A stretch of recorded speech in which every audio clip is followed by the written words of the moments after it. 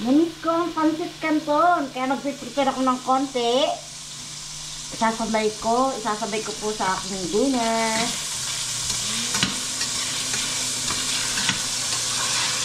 Ayan, nilagyan ko po siya ng pork belly at saka cheesy sausage.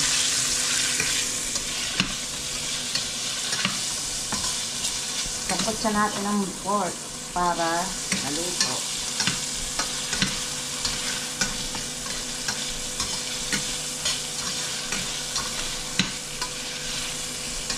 Ito ng bawang.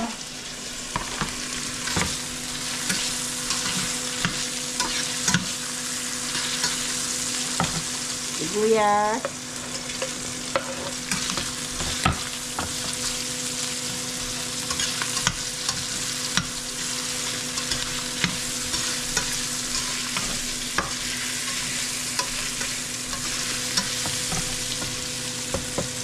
Carrot.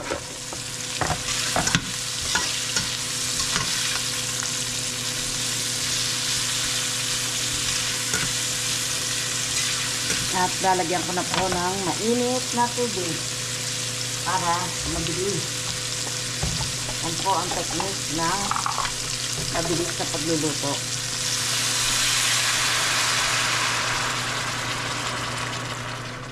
Na mainit. Nakulo na ang sabaw ng pansit. Lagyan natin ng paminta at toyo. Paminta po. Masarap maraming paminta ang pansit.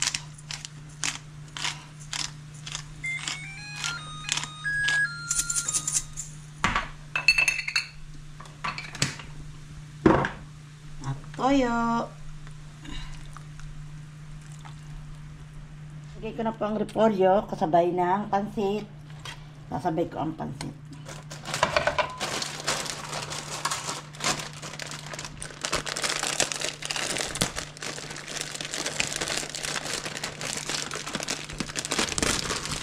Ibang klaseng pagpapackage sa mga Filipino imported goods. Naka-masking tape. Naka-tape siya, oh. Then natin po ang noodles. Ayan, canton. Pancit canton. Isang package lang kasi konti lang naman yung lulutuin ko para sa amin lang.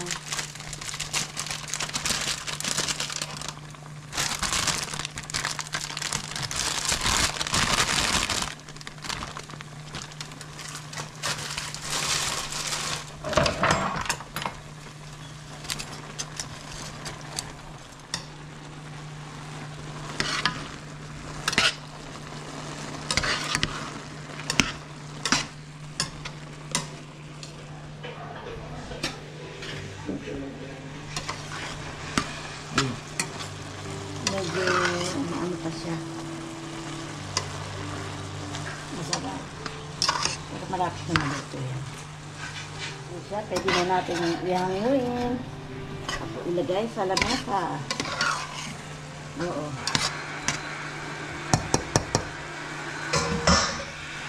Bakit mo na mga. So ready na po ang ating hapunan. Meron tayo dito kung tira kanina pa ng halian. Di ba po, nagpunta kami sa Golden Lechon restaurant. Restaurant ba tawag doon? O shop.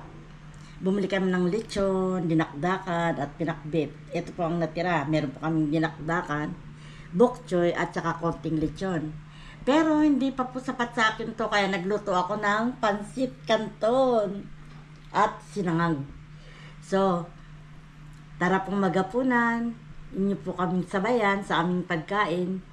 Kana mukbang tayo ngayon dahil ang dami ng pansit at kanin. Parehong carbs yun, ha. Kain po tayo. At maya-maya po, pagkatapos natin kumain, ako po ay magbibigay ng shout out sa ating mga kaibigan. Kaya halina kayo, sabayan nyo kami kumain. Okay. Kainan na. Let's pray, mahal. Pray ka muna bago tayo kumain. Dear Heavenly Father, thank you once again for this wonderful wonderful day that you've given to us. We thank you always for your blessing that you shower upon us. And in this food that we're about to continue, bless this to nourish our physical body. In Jesus' name I pray. Amen. Amen. Pasniray pansit mo na mahal. Alam mo naman kung gaano kalabang pansit. More pansit. Yes, thank you. Kain po tayo. Ito pong pansit canton ay paborito ni Mister. Ha? Canton, di ba? Paborito mo.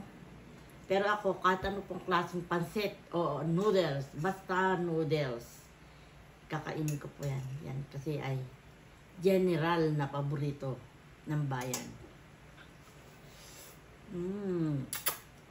Sarap.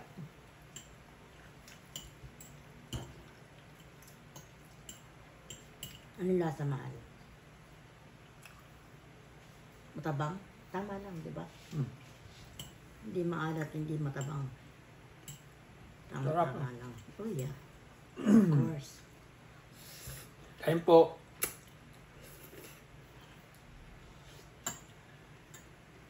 Meron po kami konting lechon dito.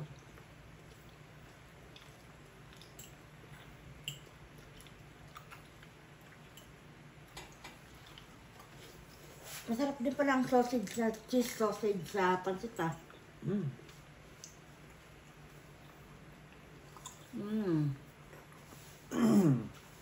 Sa Pilipinas, ang pansit inuulam sa kanin. Kaya ulamin mo na rin. Kaya wala man pa. Ba't nga kaya inuulam ang pansit sa kanin? Sarap kasi. Medyo maalat. Ayan. Parang nasa Pinas lang ah.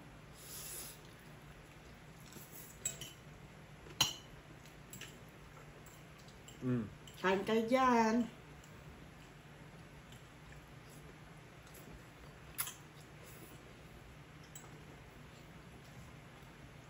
Hindi nga makakuha nga ng konting kanin.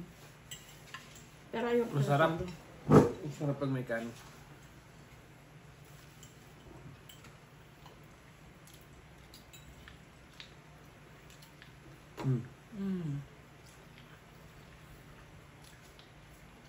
Ano yung sausawan mo ng lechon?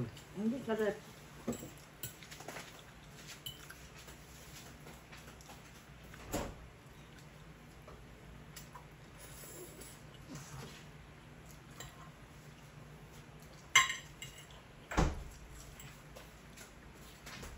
Sarap niya sinangag pag maraming bawang, ano? Yes. Isa ba muna kaya dyan? No, hindi na. Kumaka na. Sarap. Konting lechon, di karamihan. Kanina parang binala kong bilhin yung isang ulo ng lechon. Eh. Ang laki, no? $30 daw, di ba? 35. Parang iba yung pagkakarinig ko, 30.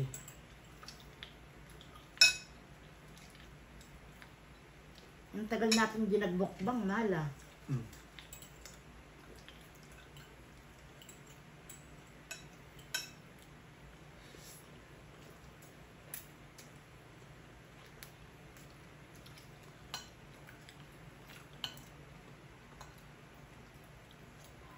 Ang sarap kumain sa Pilipinas, ano? Pag sa tabi ng dagat pala, ah. Na-enjoy natin talaga yung sa dangkalan. One time po, isang pagpunta namin sa dangkalan, mga bandang alas 3 ng madaling araw. Grabe sa sobrang excitement. Tulog pa yung tao dun sa resort. Pero masarap maligo pag umaga, no? Ah, Mainit yung tubig. nakakalma yung dagat. Tsaka habang tumatagal, umaaraw, lumalamig siya, no? Ibang klase ng tubig doon.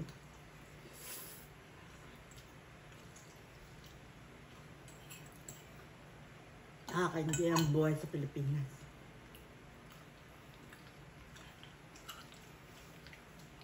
Alam mo, sabi nga nila, kahit anong gawin mo, masarap mabuhay sa Pilipinas.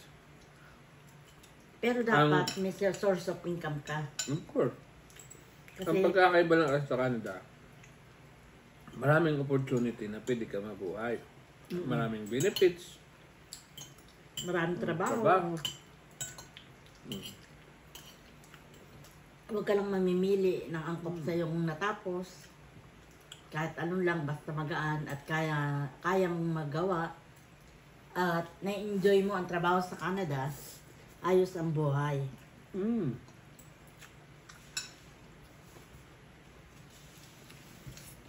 Sabi nga naman sa Pilipino eh.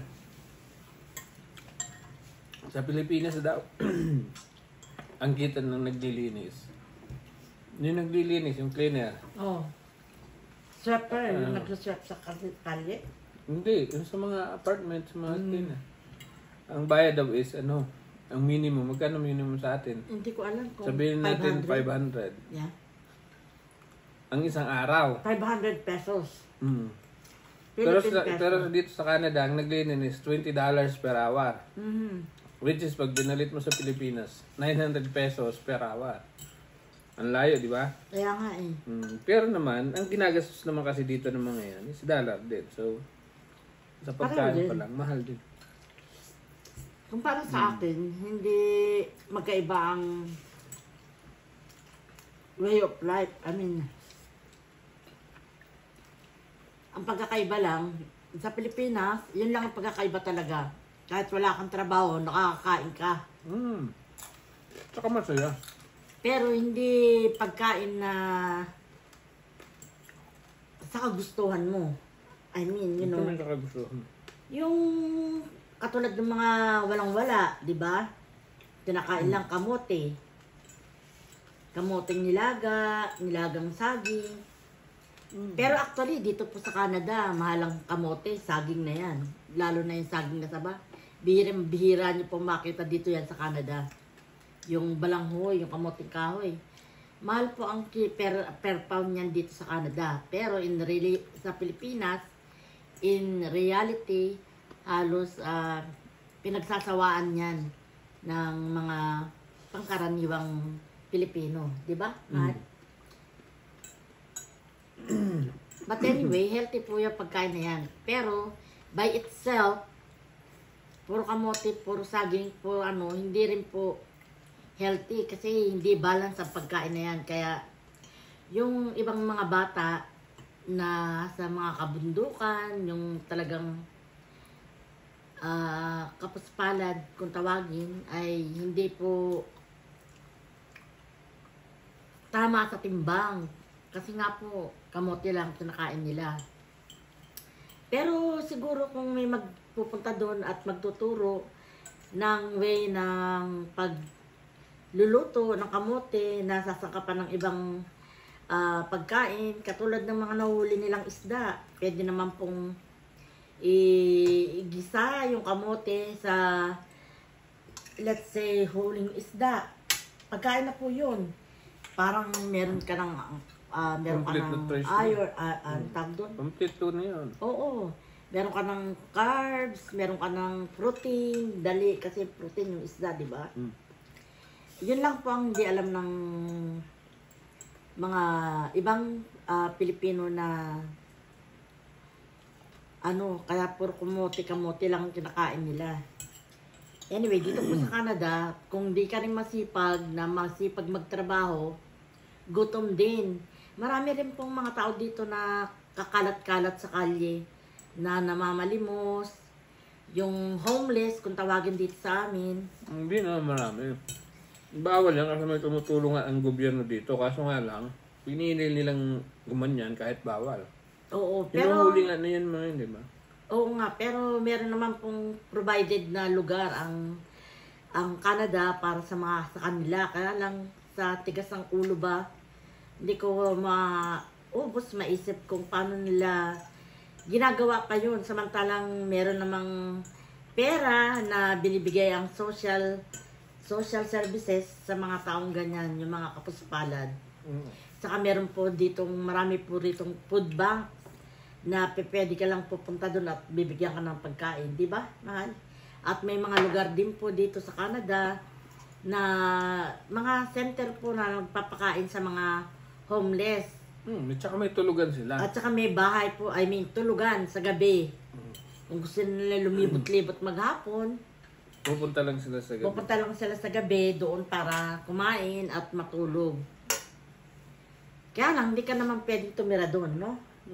Ba't nga Tsaka yung tayo- ibang namamalimos dito, alam mo ba, kahit hindi naman mahihirap yan, wala naman talagang ano yan, ginagawa nila, alam mo kung bakit? Kasi yung laki-laki trabaho nila. nila, ang trabaho, $100 ang karamihan per day. May tax kasi yan eh, ang net nila, $100 ang net income. Okay? Isamantala yung namamalimos, pag may nagbigay dyan sa kalsada ng, sabihin na natin, $5. isang daang katao nagbigay sa'yo dyan, may nagbibigay dyan $2, may nagbibigay $5. Minsan $1. Hindi ko katulad, hindi ako nagbibigay. Kasi alam ko kasi yan eh. Hindi tama. Isipin mo sa 100 katao, so for example $2 na lang, si 10. Mas malaki pa ang income nila kaysa sa pinagtrabahuan nila dyan sa Di ba? Saka dito marami pong agency na nagbibigay ng trabaho. Hindi ka talaga mawawalan ng trabaho. Unless na maarte ka, namimili ka ng trabaho, yung trabaho na parang, yung bang sinasabing white collar job, dito white collar job, blue collar job, Isa lang ang sweldo niya. puro pantay-pantay, $15, $17 ang minimum wage.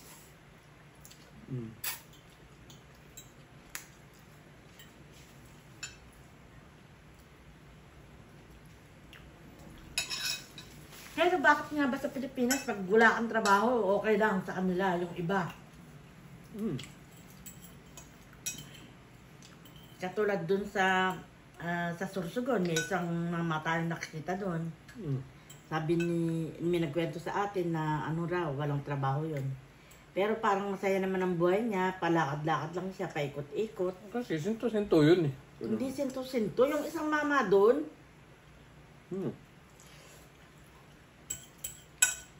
na wala naman daw trabaho, sabi, di ba?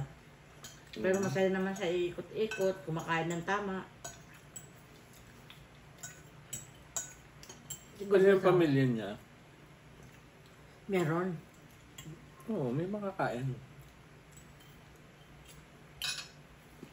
Ganun naman ang ibang Pilipino. Kaya nga, parang naging kultura na no? Ikaw na walang trabaho, pwede ka makikain sa mga kamag-anak mo. Makitira, makikain. Pero as for me, parang nakakahiya namang kumain sa ako nga po, yung kapatid ko may kainan, karinderya o restaurant, we call it. Minsan po, okay lang pumapagod ko mga isang beses, magpalibre, pero kalimitan, nagbabayad po ako kasi naman siyempre pinagtatrabaho ng kapatid ko yun, kailangan niyang kumita. As in, kailangan talagang kumita at hirap na hirap siya, may mga tao sa sinuswelduhan, marami siyang gastos sa kanyang pinamimili para lutuin. So, I might as well pay my food. Siyempre, konti lang naman po, mura lang nangalaga ng pagkain doon. Pero paminsan-minsan, ayaw naman niyang tumanggap ng bayad. Alam niyo na, kasi kultura nga sa ating Pilipino na pagka mag-anak, PY. No? Pero dito po sa Canada, wala pong kapatid-kapatid. Meron naman. Meron ba? Wala. Business is business.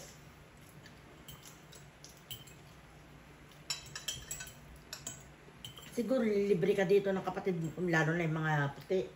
Lilibre ka once, pero hindi ka dapat pumunta lagi para lang kumain ng libre. No? Shout out pala kila Bossing sa Impanta. Oo, doon masarap din nung makikain doon, ba? Puro alimangot isda. Hipo na sariwa. Kila Ermalin. Ermalintena. Sa inyong mag-asawa. Ang bubuti ng pamilya nila, no?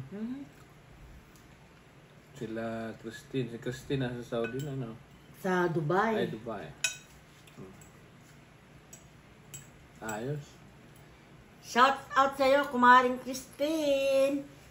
Shoutout mo na sila. Mabuti naman, minsan lang ang pag-deliver mo, hindi na mauulit. That's great kasi parang nakakatakot eh. Mag-deliver ng napakalayo.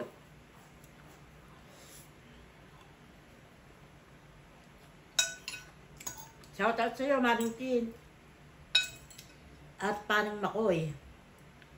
Shout out, Maloy! Kamusta na? Kamusta ang school, Maloy? Na-enjoy mo bang school? Parang hindi ka kumain ng dinakdakan. Ayaw mo ba, mahal? Gusto. Masarap po yung dinakdakan na bili namin. Malamang Ilocano po talaga yung nagluto nito.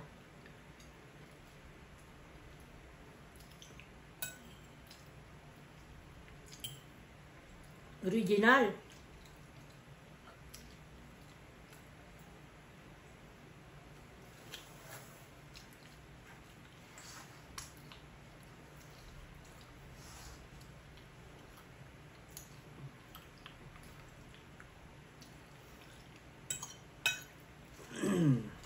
So, shoutout mo na yung mga mga viewers mo.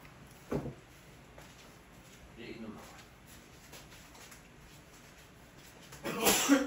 Shout out po kay Alice M9256. Hello po, kamusta kayo dyan? Sayo, shout out sa mga kaibigan, subscriber, sa ka-vloggers natin na si Rodel and Nati Channel. Hello! Ang sarap na naman ang niluto mo, paring Rodel. Shout out din po kay Smiley Terekits. Ano to? Terekits Fire 8641. Shout out din po kay Kinshin Bendicho 2465. Hello, how are you? Shout out kay Danim 3822.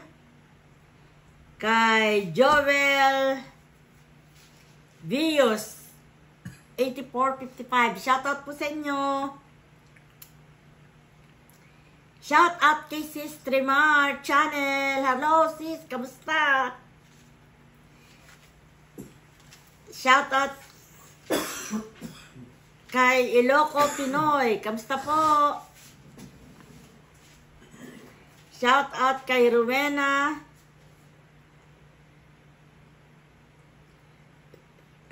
Aguilar, Julian 8378. Ay, naku, hindi ko na makita to, mahal. Hello, shout out kay Pinoy Cooking TV.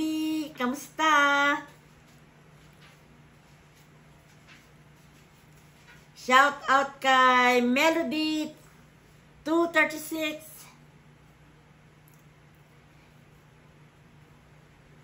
Shout out kay Maring Shout out kay Maring Nels, Ate Nels TV. Shout out kay Milot. Shout out din kay Angie and Ninay. Shout out din kay Bayabas Girl. Hello girl. puntahan nila yung channel nila. Puntahan niyo po yung mga channel ng mga binabanggit ko. Panurin nyo. Shout out kay... Pakibasa mga malaki yung iba. Hindi ko na makita. Ang liliit. Mami Jean. Shout out to Mami Jean. Kakay Vlog. Hello po, Kakay Vlog. Sharon Cosina. Hi. Salamat po sa pagpunta sa aking channel. Sharon Cosina. Josephine Bauyon. Hello po. Ate GB TV. Hello. Yan, yun lang mga. At shout out kay Maring Tin and Makoy. Tilat. Kay Tilat and Maring Huya, siyempre. Kila Dudutski, sa Team Pakatan at Team Hitik. Kamusta kayong lahat Mayra dyan? Lapos, 87. Hello sis, Mayra Lapos, kamusta? Kamusta po kayong lahat dyan? Maraming salamat sa inyong panonood ng aking vlog. Hanggang sa muli. Ito po ang inyong lingkod. Babliss Official. Maraming salamat po at magandang buhay.